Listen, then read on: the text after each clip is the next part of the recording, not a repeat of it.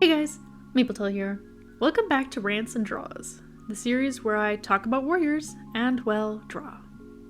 Today we're taking a look at the preview for the upcoming Super Edition in the Warrior Cat series, Riverstar's Home, and drawing Night. Let's get into it. Starting off with the prologue, it starts very suddenly. Ripple's park home is being destroyed by monsters. Many of his friends being taken away by two legs, including a cat he loved, Flutter. I'm a little surprised we get into the action so quickly. I would have liked to see what Ripple's life was like here. Ripple falls into a river and is further separated from his friends, all alone and terrified of drowning. A bit ironic considering the clan he ends up leading.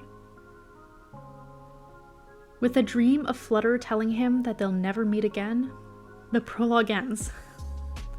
Little bit to process there. Chapter 1 starts with Ripple still clinging to the log in the river. And that's kind of the whole chapter.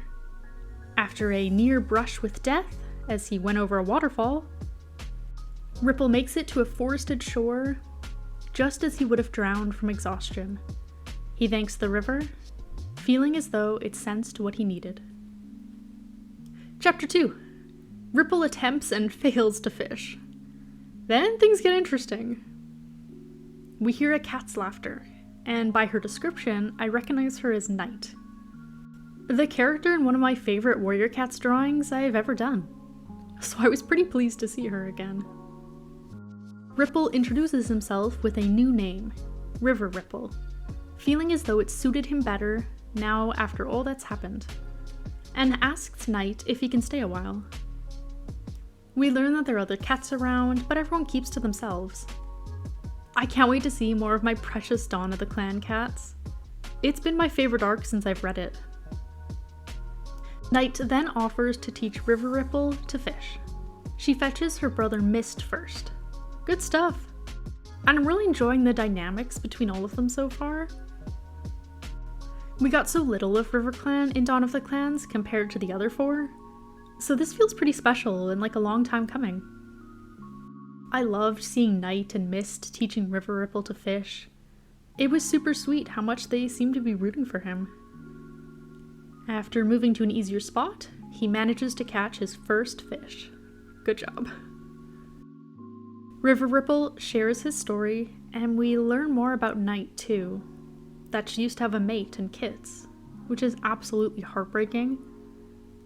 But I am glad to learn more about her. Assuming we didn't already know this information, which I think we didn't. Anyways, chapter 3.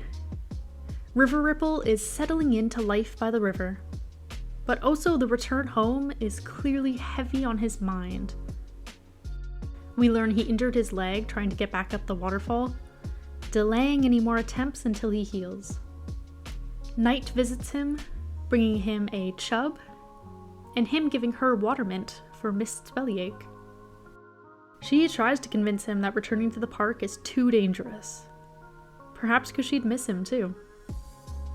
River Ripple then has a run-in with the first hostility we've seen so far, from Hawk, who is very territorial, making River Ripple want to leave even more. I'm not sure if I recognize the name Hawk in this context, but since he's here, he's a possible future clan cat.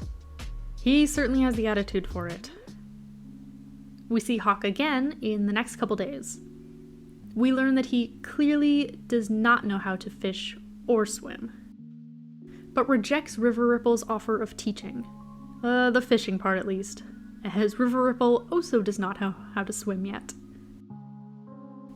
The next time he returns to the shallows, Hawk has brought friends, and he sends them to attack River Ripple, which is very frustrating and cruel.